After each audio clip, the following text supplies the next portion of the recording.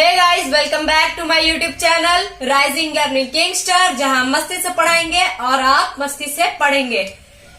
So let's start with the exercise number 5.2।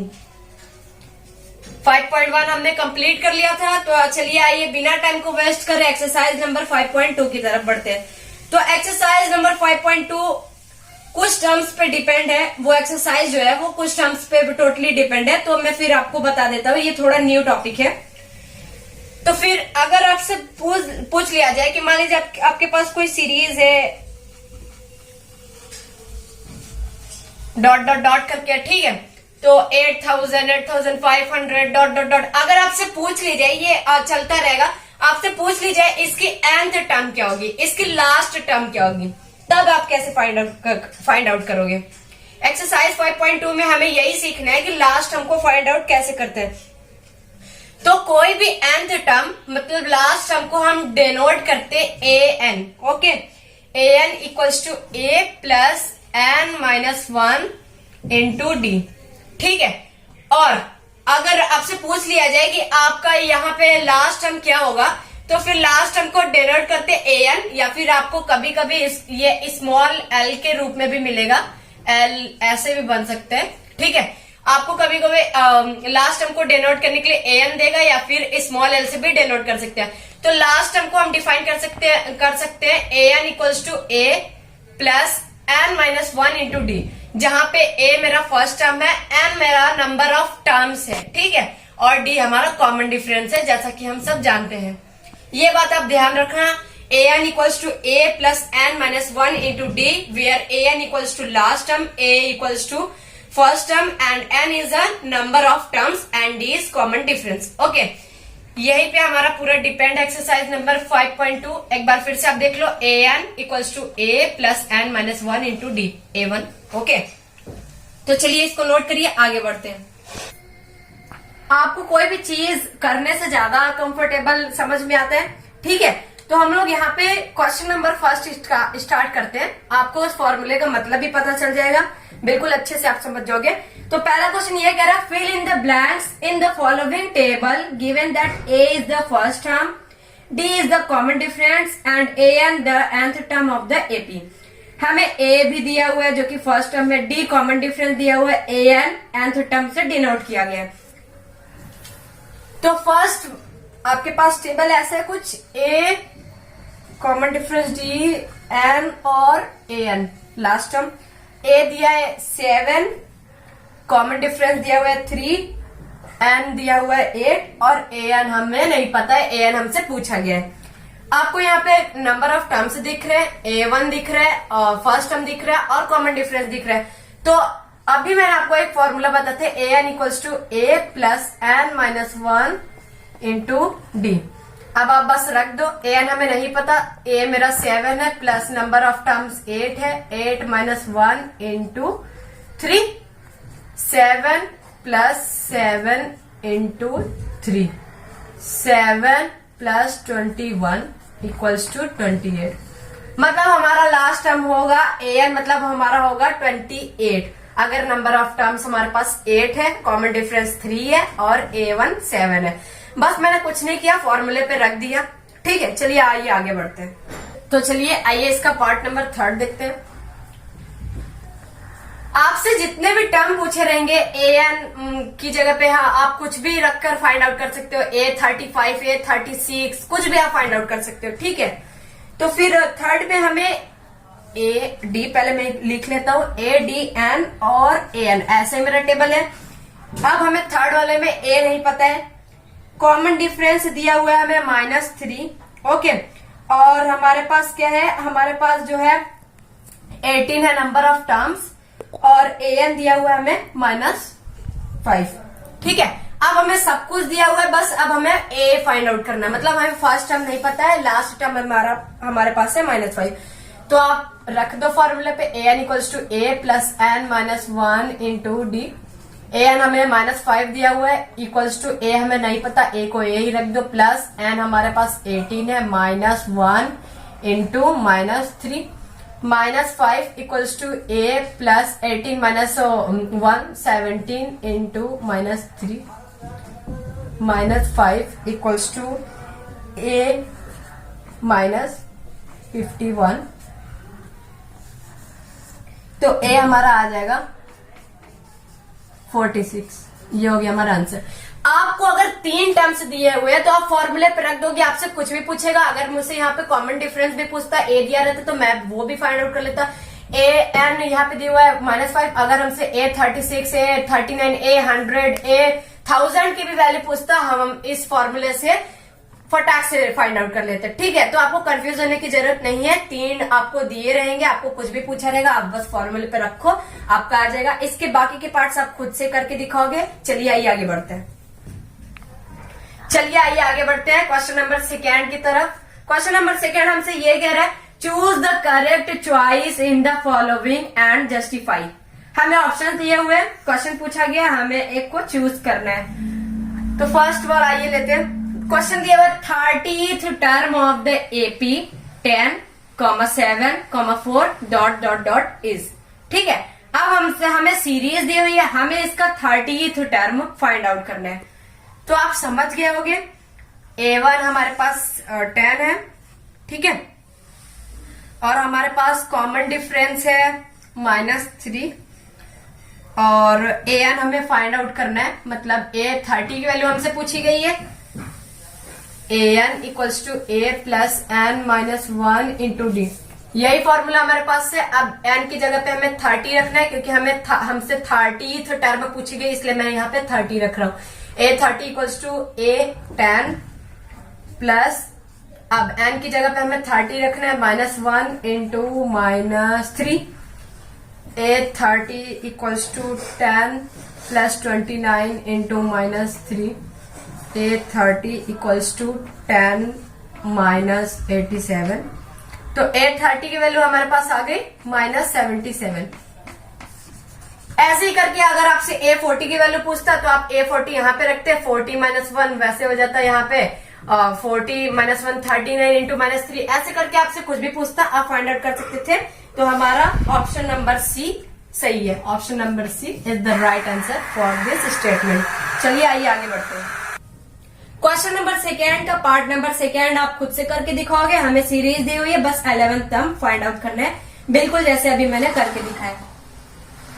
तो चलिए आइए क्वेश्चन नंबर 3 की तरफ बढ़ते हैं। क्वेश्चन नंबर 3 का पार्ट नंबर 1 लेते हैं। क्वेश्चन नंबर 3 ये कह रहा है, इन the following AP series APS find the missing terms in the boxes. हमें बॉक्सेस दी हुई है, उसमें कुछ मिसिंग है, हमें उसे फाइंड आउट करना है। तो पहला है जो ऐसे दिया हुआ है 2 और बॉक्स है 2,26। अब या मेरे ये सीरीज होगा। ठीक है, तो हमसे A2 की A1 की वैल्यू दी हुई है, A3 की वैल्यू दी हुई है, हमसे A2 की वैल्यू फाइंड आउट करनी है हमें।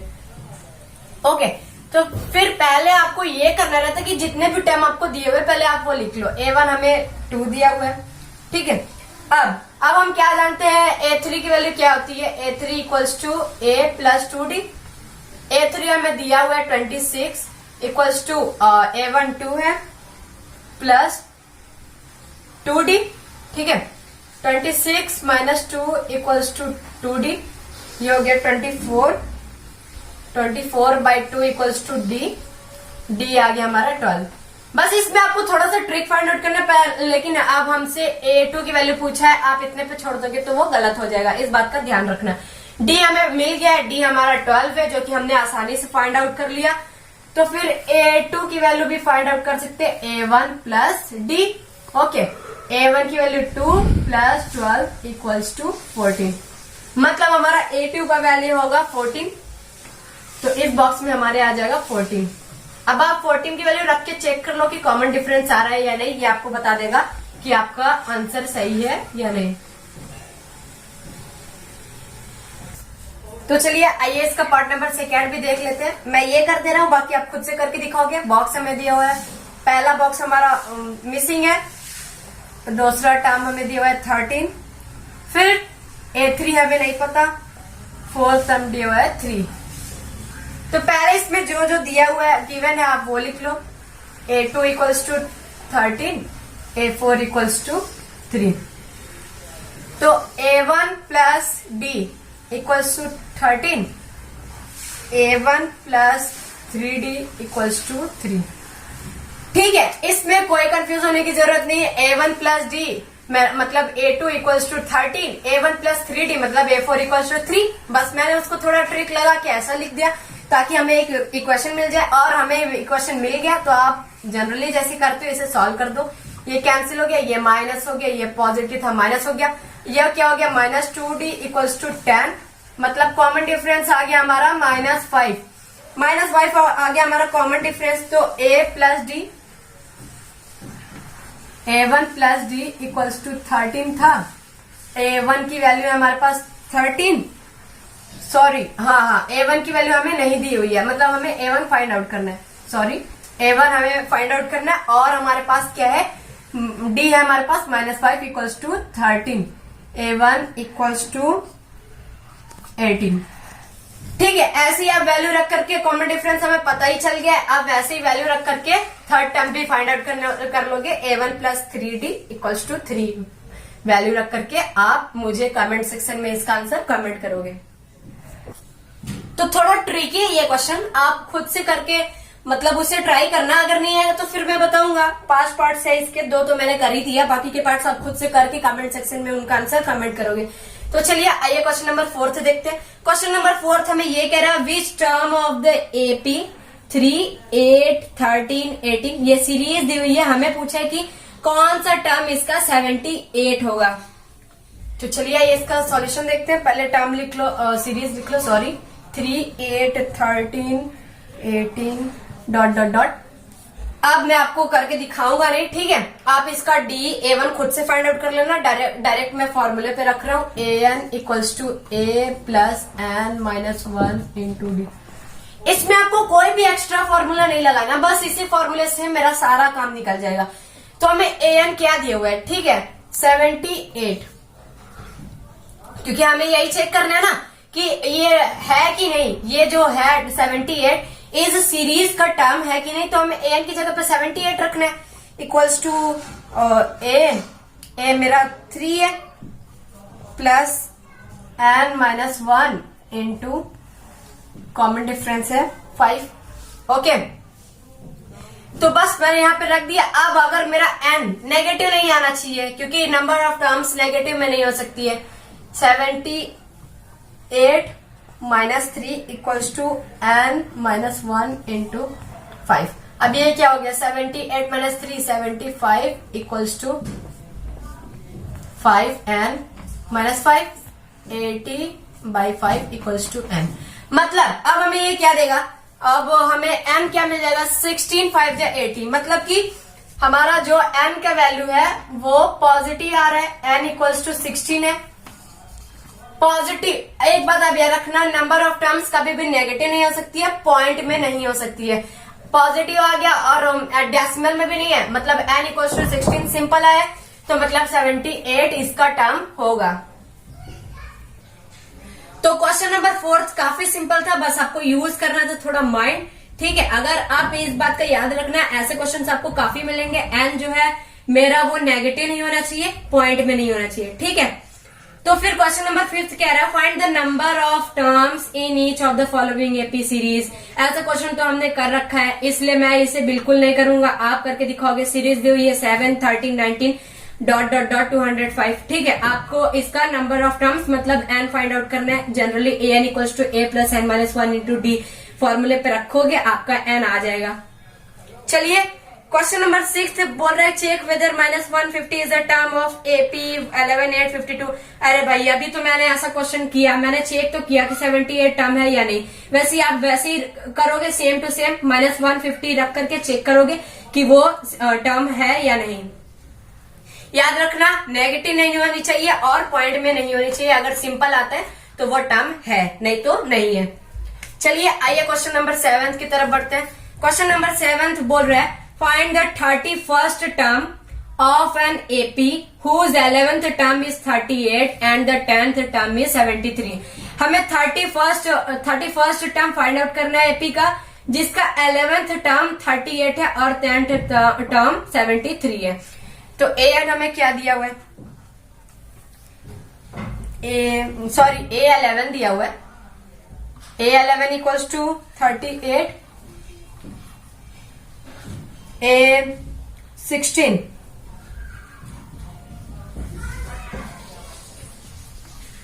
A31 equals to question mark. Okay, चल सॉरी, ये मेरा A10 दिया हुआ है, हमें A11 की वैल्यू दी हुई है 38, A10 की वैल्यू दी हुई है 73, A31 की वैल्यू हमें फाइंड आउट करनी है। तो आप A11 को क्या लिख सकते हो, A1 प्लस 10D। ओके, और आप A10 को क्या लिख सकते हो, A10 equals to A1 plus 9D। अब आप वैल्यू रख दो, A11 की value 38 equals to A1 plus 10D, और ये A10 की वैल्यू कितनी है 73 equals to A1 plus 9D। अब आप एलिमिनेशन मेथड यहाँ पे यूज करके मुझे बताओगे कि कॉमन डिफरेंस की वैल्यू क्या आती है। कॉमन डिफरेंस की वैल्यू जो भी आती है आप उससे पुट अप कर दो वैल्यू, ठीक है। उससे आपका A11 फाइंड हो जाएगा, सॉरी उससे आपका फर्स्ट टर्म A आ जाएगा, इससे आपका कॉमन डिफरेंस आ जाएगा। तो आप जब वैल्यू रख दोगे, कॉमन डिफरेंस मिल गया, A1 की वैल्यू भी फाइंड आउट हो जाएगी। जब हमें A1 मिल जाएगा और कॉमन डिफरेंस मिल जाएगा तो उससे हम A31 जनरली फॉर्मूले पे रख के A1 plus n-1 into D find out कर लेंगे। तो ये काम आप खुद से करके दिखाओगे, बस आपको कुछ भी नहीं करना है भाई, बस एलिमिनेशन मेथड यहाँ पे यूज करना है, कॉमन डिफरेंस और A1 ला करके मुझे कमेंट सेक्शन में आंसर उसका कमेंट करो। तो चलिए आइए क्वेश्चन नंबर 11 की तरफ बढ़ते हैं। क्वेश्चन कुछ भी नहीं है, बस आपको उनको समझना है। मैंने आपको बताया है, बस एक ही फॉर्मूले से आपका ये पूरा एक्सरसाइज कंप्लीट हो जाएगा। उस फॉर्मूले को ध्यान में रखिए, क्वेश्चन को ध्यान से पढ़िए, आपको कुछ न कुछ जरूर मिलेगा। ट्राई करिए, अगर नहीं आता तो मुझसे कमेंट सेक्शन में पूछिए। 11th क्वेश्चन हमसे ये बोल रहे हैं, जो कि काफी इंपॉर्टेंट है ये क्वेश्चन, बिल्कुल ध्यान से रखिएगा। थोड़ा ट्रिकी है, आई होप आपसे नहीं हो पाएगा, हो भी सकता है। Nothing is impossible, everything is possible. ये वेरी इंपॉर्टेंट क्वेश्चन है। 11th क्वेश्चन ये कह रहा है, which term of the AP will be 132 more than it's 54th term. हमें सीरीज दी हुआ है, बोला है कि कौन सा मतलब 132 ज्यादा होगा देन इट्स 54th टर्म, मतलब कि जो हमारी वैल्यू आएगी वो 54th टर्म से ज्यादा होगी। आइए इसका सॉल्यूशन देखते हैं। सीरीज हमें दिया हुआ है 3, 15, 27, 39 डॉट डॉट डॉट। ओके, तो an equals to a plus n-1 into D, यही है। मैंने आपको बोला था और कुछ भी फॉर्मूला यूज नहीं करना है आपको। तो a 54 ये बोला गया ना हमें 50 more than it's 54th term. तो रख करके चेक करते हैं उसे, 3 प्लस 54 माइनस 1 इंटू 12। तो A54 जब आप इसे सॉल्व करोगे, मैं कर नहीं रहा हूं वरना वीडियो काफी लंबा हो जाएगा। A54 आएगा आपका 639।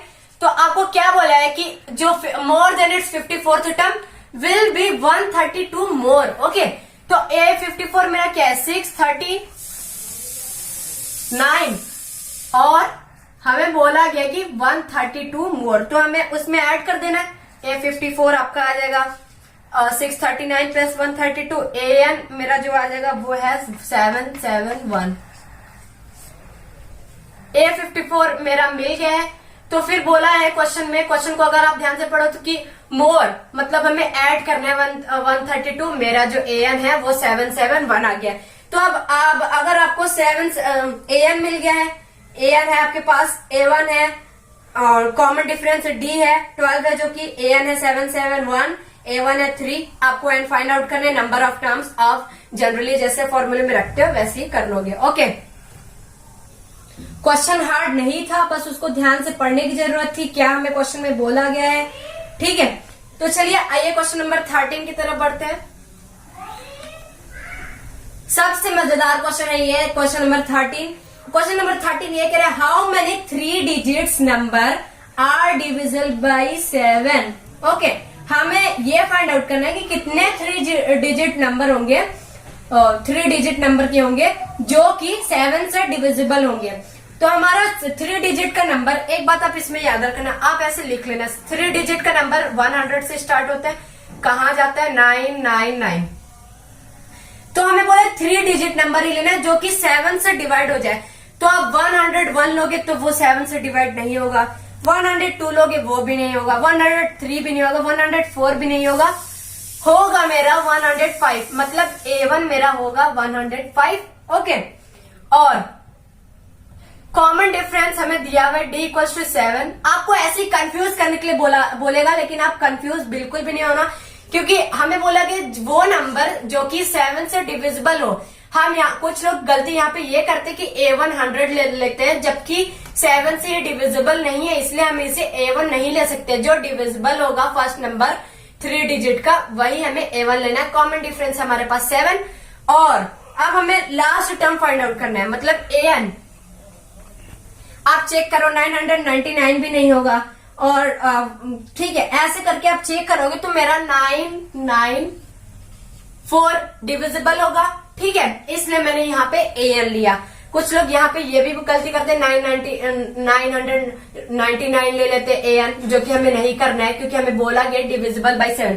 अगर डिविजिबल बाय 7 नहीं बोला तो हम AN की जगह पे ये रख सकते थे, लेकिन बोला गया वो 3 डिजिट का नंबर जो 7 से डिविजिबल हो। ओके, तो आपके पास अब सब कुछ है। AN equals to A1 plus N minus 1 into D, AN 994, okay, equals to A1 क्या हमारे पास 105 प्लस N माइनस 1 इंटू 7।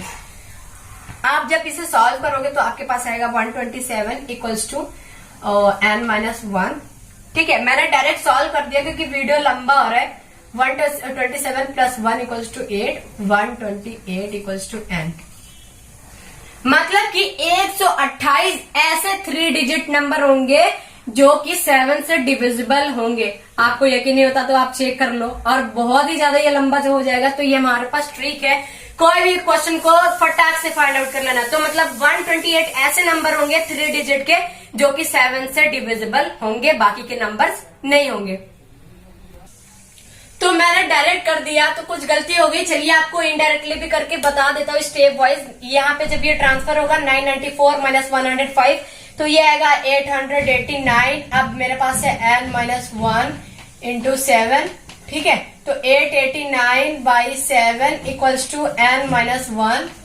तो ये जब आप कैंसिल अप करोगे तो 127 इक्वल्स टू N माइनस 1 वही हमें मिल गया।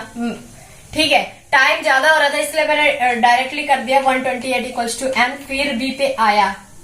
ओके, ठीक है, ऐसे ही मैंने सॉल्व किया था, बस मैंने डायरेक्टली सॉल्व कर दिया था।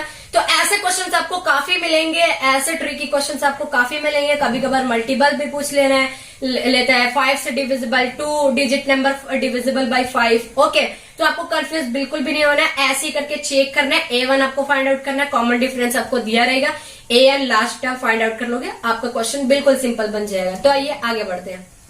तो चलिए आइए अपना नेक्स्ट क्वेश्चन देखते हैं, क्वेश्चन नंबर 14। ये है क्वेश्चन नंबर 14, ये कह रहा है how many multiples of 4 lie between 10 and 250। मैंने आपको बोला था कि मल्टीपल्स भी पूछ सकते हैं। आप पूछ रहे हैं ऐसे कितने 4 के मल्टीपल होंगे जो 10 और 250 के बीच में लाई करते हैं। तो पहला मेरा क्या हो जाएगा, हमें कुछ भी नहीं, कोई भी बाउंडेशन नहीं है, बस हमें इसमें बाउंडेशन ये है कि 10 और 250 के बीच में होना चाहिए। मतलब हम 4, 8 ये नहीं ले सकते। तो 11 तो होगा नहीं मल्टीपल, 12 होगा, तो मतलब A1 मेरा 12 हो गया। AN इक्वल्स टू 250 तो डिविजिबल होगा नहीं 4 से, मल्टीपल होगा नहीं, 248 होगा, और कॉमन डिफरेंस हमारे पास 4 है। ठीक है, तो आप इसमें रख दो AN equals to A plus N minus 1 into D। 248 equals to 12 plus number of terms हमें फाइंड आउट करना है, number of N minus 1 into D हमारे पास 4 है। अब आप इसे सॉल्व करके मुझे खुद से इसका आंसर कमेंट सेक्शन में कमेंट करोगे। कुछ नहीं करना था, बस मल्टीपल पूछा था 10 और 250 के बीच में, तो हमने A1 फाइंड आउट कर लिया जो कि मेरा 12 होगा। 11 तो हो नहीं सकता क्योंकि 11 मल्टीपल नहीं है 4 का। 250 भी नहीं हो सकता लास्ट टर्म क्योंकि वो भी मल्टीपल नहीं है 4 का। 248 था लास्ट टर्म। हमने A1 और AN फाइंड आउट कर लिया, जैसे पिछले वाले क्वेश्चन में किया था वैसे हमने फॉर्मूले पे रख दिया। तो चलिए इसको सॉल्व करके आप इसका आंसर खुद से कमेंट सेक्शन में कमेंट करोगे। इस एक्सरसाइज का सबसे इंटरेस्टिंग क्वेश्चन आने जा रहा है, क्वेश्चन नंबर 17, जिसमें लगभग ऑलमोस्ट 80% लोग गलतियां कर देते हैं। 17 क्वेश्चन ये कह रहा है find the 20th term from the last term of the AP 13 dot dot dot 253। हमें 20th टर्म फाइंड आउट करना है। यहां तक तो हमें बड़ा ही सिंपल लग रहा है कि हमें सीरीज में 20 टर्म फाइंड आउट करना है, लेकिन बोला लास्ट टर्म से, मतलब हमें अब पीछे से चलना है। सच बताओ तो पहली बार जब मैंने किया था तो मैंने भी ये क्वेश्चन गलती कर दी थी। 3 8 13 डॉट डॉट डॉट 253। हमें A20 फाइंड आउट तो करना है, लेकिन लास्ट टर्म से, पीछे से। तो अगर आप लास्ट टर्म लोगे, ठीक है, तो पहला मेरे पास टर्म क्या रहा है 253। लास्ट टर्म हमें बोला कि लास्ट टर्म पीछे से चलना है, तो A1 मेरा क्या हो जाएगा 3 नहीं होगा, क्योंकि ये हमें पीछे से चलना है। तो हमारे पास A1 हो जाएगा 253। अब A1 जब 253 हो गया तो एन कॉमन डिफरेंस हमें दिया हुआ है, सॉरी नंबर ऑफ टर्म्स दिया हुआ है 20। कॉमन डिफरेंस फाइंड आउट कर लिया हमने कॉमन डिफरेंस से -5। ओके, तो अब A20 फाइंड आउट करना है पीछे से, लास्ट टर्म से। A20 equals to A plus n minus 1 into D equals to 253 plus 20 minus 1 into -5 equals to 253 plus minus 95। तो ये क्या हमें दे देगा 158। ऐसे क्वेश्चन अगर आपसे पूछे लास्ट टर्म से ये टर्म फाइंड आउट करो, तो आपको पीछे से चलना है, मतलब पीछे मेरा जो सबसे रहेगा वो मेरा A1 बन जाएगा। और अब एक बात बताओ मेरे को, इस क्वेश्चन में हालांकि पूछा नहीं है, इस क्वेश्चन में मेरा AN क्या होगा, लास्ट टर्म क्या होगा। लास्ट टर्म मेरा ये हो जाएगा, जस्ट उल्टा हो जाएगा, क्योंकि हम पीछे से चल रहे हैं। तो यहां से चलेंगे तो AN मेरा ये बन जाएगा और A1 मेरा ये बन जाएगा। ओके,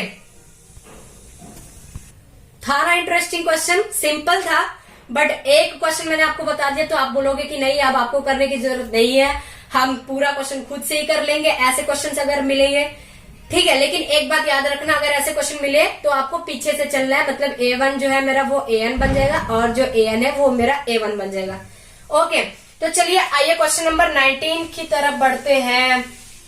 क्वेश्चन नंबर 19 ये कह रहा है Subha Rao started work in 1995 at an annual salary of ₹5,000 and received an increment of ₹200 each year. In which year did his income reach ₹7,000? Okay, तो सुभा राव एक काम को स्टार्ट करते हैं 1995 में, उनकी एनुअल सैलरी होती है ₹5,000 और वो इंक्रीमेंट भी पाते हैं ₹200 ईच ईयर, ठीक है, मतलब 5,200 मिलता है उन्हें, ठीक है। तो फिर इन विच ईयर, कौन से साल में उनकी इनकम जो है वो 7,000 पहुंच जाएगी। A1 हमारे पास क्या है, A1 5,000, क्योंकि उनकी जो फर्स्ट सैलरी वो इसी से स्टार्ट हुई है 5,000। ओके, D इक्वल्स टू 200 जो मेरा इंक्रीमेंट था। अब AN हमें क्या दिया हुआ है, AN हमें दिया हुआ है, बस आपको क्वेश्चन को ध्यान से पढ़ने की जरूरत थी। AN मेरा बन जाएगा 7,000, क्योंकि हमें लास्ट टाइम दिया हुआ है 7,000, मतलब उनकी सैलरी कब इतनी बन जाएगी, तो हमें AN को 7,000 मानकर चलना है। N हमें नहीं दिया हुआ है, and number of years he तो हमें फाइंड आउट करना है, कौन से सन में होगी उनकी salary 7,000। AN equals to A plus N minus 1 into D. अब आप बोलोगे कि ये तो बिल्कुल सिंपल बन गया, बस आपको क्वेश्चन पढ़ने की जरूरत थी। उसका स्टार्ट होना सैलरी ऐसे और कब ये पहुंच जाता, मतलब 7,000 कब बन जाता है, वही मेरा AN बन गया 7,000 equals to A1 5,000 plus N minus 1 into 200। 7,000 minus 500, sorry ये 5,000 है, मैंने 500 लिख दिया, तो ये क्या हो जाएगा, ये 2,000 हो जाएगा अपॉन में 200 equals to N minus 1। Okay, तो ये क्या हो गया 10 इक्वल्स टू N माइनस 1, मतलब 11 इक्वल्स टू N। अब N हमें 11 मिल गया, लेकिन ये तो कोई साल है ही नहीं भाई। N मुझे 11 तो मिल गया, लेकिन मतलब 11वीं साल में उसकी इतनी सैलरी होगी, पीछे जाना पड़ेगा। नहीं, N मुझे अभी मिला है, हमें ईयर में उसे ऐड कर देना है। हमारी ईयर कब से स्टार्ट हो रही थी उसकी, 1995 से स्टार्ट हो रही थी, और 11 साल और लगेंगे उसे 7,000 पहुंचने में। तो आप इसमें 11 ऐड कर दो, मतलब 2006 ईयर में उसकी सैलरी 7000 हो जाएगी। कुछ लोग गलती यहाँ पे कर देते हैं, n इक्वल्स टू 11 इतने पे आंसर रख देते कि उसकी 11वें साल में हो जाएगी, लेकिन आपको ये करके दिखाना रहता है कि कितने साल में उसकी हो जाएगी इतनी सैलरी। तो ईयर मेरा स्टार्ट होता है 1995 से, मैंने उसमें 11 ऐड कर दिया, 2006 ईयर में उसकी सैलरी हो जाएगी 7000। तो ऐसे क्वेश्चन आपको बहुत मिलेंगे। आई होप आप आज का वीडियो काफी इंटरेस्टिंग था, आपको मजा भी आएगा क्वेश्चन सॉल्व करने में। तो जितने क्वेश्चन मैंने नहीं करे, ऑलमोस्ट 80% मैंने कर ही दिया, 20% आप खुद से करके कमेंट सेक्शन में उनका आंसर कमेंट करोगे। और अगर वीडियो अच्छी लगे तो वीडियो को लाइक करिए, हमारे चैनल को सब्सक्राइब करिए। Thanks for watching my video.